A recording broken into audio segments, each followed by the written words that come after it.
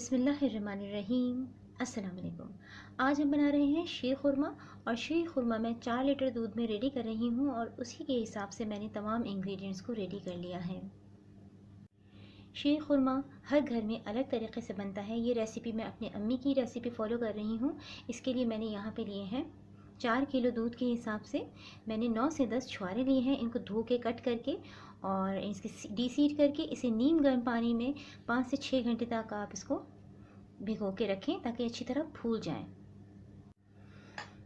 बादाम और पिस्ते ये दोनों 50-50 ग्राम लिए हैं। इनको भी नीम गर्म पानी में 2 घंटा ब्लांच किया है। इसकी स्किन रिमूव करके इनको बारीक बारीक काट लीजिए अच्छी तरह से। और गर्मियाँ हैं क्योंकि तो इसको फिर फ्रिज में रख दीजिए कवर करके। अगर सर्दियाँ हैं तो रूम टेम्परेचर में भी इसे रखा जा सकता है। 4 लीटर दूध के हिसाब से चावल लिए हैं आधा कप, जो तकरीबन बनते हैं 3.5 टेबल स्पून ही फुल, यानी भरे हुए बिल्कुल। इनको भी ब्लांच करना है और इनको रेगुलर नॉर्मल वाटर में ब्लांच करना है। तकरीबन 2 घंटे इसको कर लें। और अब इसका पानी ड्रेन कर दूंगी।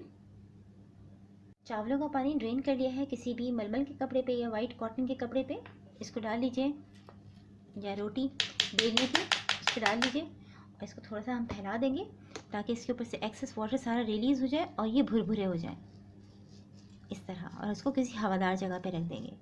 और चावल अगर आप बासमती चावल का बनाएंगे तो बहुत अच्छा टेस्ट आएगा इसका।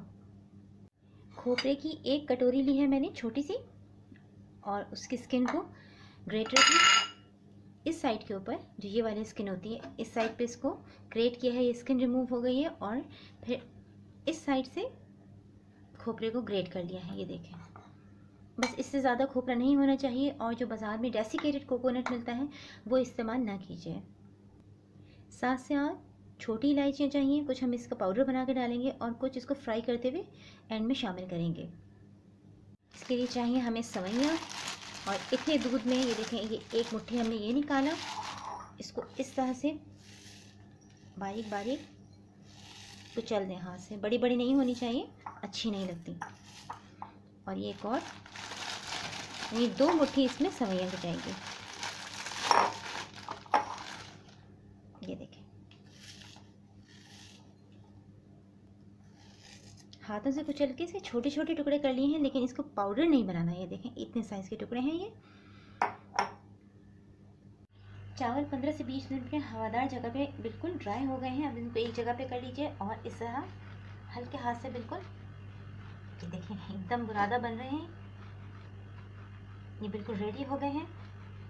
बस इससे ज़्यादा इनको पाउडर फॉर्म में नहीं करना। ये देखिए, ये टेक्सचर होना चाहिए चावलों का। शीर खुरमा तैयार करने से पहले इसकी तमाम लवाजमात तैयार करने का मकसद सिर्फ ये है कि इसको ख़राब होने से बचाया जाए। क्योंकि जब हम एक मरतबा शीर खुरमा पकाना शुरू करते हैं तो हम उसका चम्मच नहीं छोड़ सकते। हमें मुस्तकिल उसमें चम्मच हिलाना है। और उसके बाद अगर चम्मच छोड़ के ये सब चीज़ें तैयार करेंगे तो उसमें दाग लग जाएगा नीचे और सारा शीर खुरमा बर्बाद हो जाएगा। तो ये सब चीज़ें पहले तैयार करके रख लीजिए, उसके बाद इसकी प्रिपरेशन स्टार्ट कीजिए। अब हम करते हैं तैयारी। दूध को मीडियम फ्लेम पर बॉईल होने के लिए रख दिया है। अब इसमें हम बॉईल आने तक भी हम इसमें मुस्तकिल चम्मच चलाते रहेंगे ताकि दाग ना लगे। और अगर आप इससे आधी क्वांटिटी में शीर खुरमा बना रही हैं तो तमाम इंग्रेडिएंट्स को आधा कर लीजिए। और अगर इससे ज़्यादा बना रही हैं तो ऑटोमेटिकली तमाम इंग्रेडिएंट्स को डबल कर लीजिए। दूध में बॉईल आ गया है। मैं इसमें छोटी इलायची शामिल करूँगी 4। इनको इस तरह, ये देखें, थोड़ा सा फ्रंट से इनका मुंह खोल दीजिए। 4, वैसे तो मैं इनको पाउडर फॉर्म में डालती, लेकिन रात बहुत हो रही है तो सब जाग जाएंगे, डिस्टर्ब होंगे। और चावल इसी वक्त चले जाएंगे। अब इसे बहुत ध्यान रखना है, 1 मिनट के लिए भी छोड़ना नहीं है इसको पकने से, मुस्तकिल चलाते रहना है। और फ्लेम को इसकी कर देना है मीडियम से स्लो फ्लेम के ऊपर इसको हमें पकाना है उस वक्त तक जब तक ये दूध आधा ना हो जाए, 2 किलो हो जाए। 4 किलो से ये 2 किलो रह जाएगा और इसका रंग हो जाएगा गुलाबी बिल्कुल। और चावल भी इसमें टेंडर हो जाएंगे। इस दौरान हमें इसमें कुछ भी ऐड नहीं करना है। स्लो फ्लेम पर दूध को चावलों के साथ पकते हुए 2 घंटे हो गए हैं और चावल टेंडर हो गए हैं। अभी इसको और पकना है। इस स्टेज पर हम इसमें चीनी शामिल कर देंगे, क्योंकि चीनी डालने के बाद भी ये पतला होगा। मैं इसमें 8 टेबल स्पून चीनी के शामिल कर रही हूँ, और जब ये चीनी इसमें घुल जाएगी तो बाद में इसे चेक करके इसमें ऐड कर सकते हैं। आप अकॉर्डिंग टू टेस्ट चीनी शामिल कीजिए। 10 मिनट तक हम इसे पकाएंगे। चीनी शामिल करने के बाद चेक करके मैंने इसमें चीनी और ऐड की है। आप भी चेक करके इसमें अकॉर्डिंग टू टेस्ट चीनी ऐड कीजिए, और इसे 10 मिनट मीडियम फ्लेम करके पकाया है। अब इसमें हम सेवइयाँ शामिल करेंगे। सेवइयाँ शामिल करने से पहले हम इसमें छुआरे शामिल करेंगे। मैंने हाफ़ टी स्पून घी फ्राइंग पैन में डाल दिया है। इसमें हम करेंगे छुआरे फ्राई, और जब हम चीनी डालेंगे तो उस टाइम पे आप तमाम मेवाजात जो फ्रिज में रखे हुए हैं उनको निकाल के बाहर रख दीजिए, ताकि वो रूम टेम्परेचर पे आ जाए। इसमें हम डालेंगे छुआरे, इसे फ्राई करेंगे 1 मिनट तक मीडियम फ्लेम पर।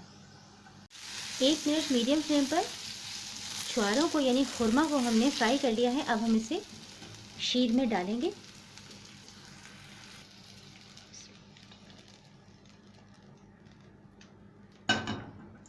इसे कर देंगे मिक्स एक और बार। फ्लेम इसकी स्लो रखनी है जिस वक्त हम फ्राई करके छुआरे और सेवइयाँ शामिल करेंगे, तो फ्लेम इसकी स्लो रखनी है। अब इसमें सेवइयाँ फ्राई करके डालेंगे। फ्राइंग पैन में 1 टीस्पून घी डाला है, इसको मेल्ट होने देंगे। अब इसमें सेवइयाँ डाल देंगे। हल्का सा इसको सौते करना है, बहुत ज़्यादा इसको फ्राई नहीं करना। मीडियम फ्लेम पर इसे 30 से 40 सेकंड अच्छी तरह फ्राई कर लिया है। अब इसे भी हम दूध में डाल देंगे।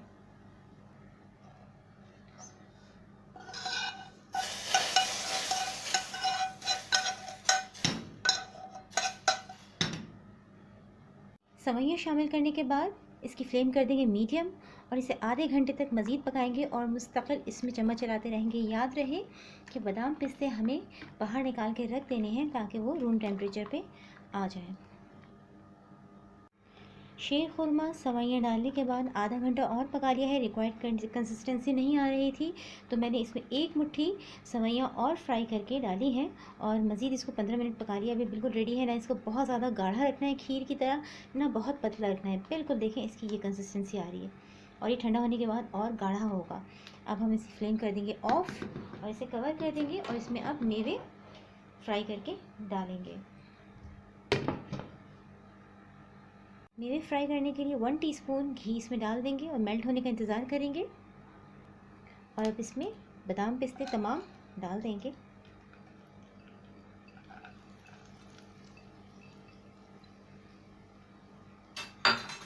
इसे फ्राई करेंगे मीडियम फ्लेम पर। बादाम पिस्तों को मीडियम फ्लेम पर 30 सेकंड तक फ्राई कर लिया है। अब हम इसमें से 1 टेबल स्पून निकाल के रख लेंगे गार्निशिंग के लिए। बाकी सारा हम शीर खुरमे में डाल देंगे।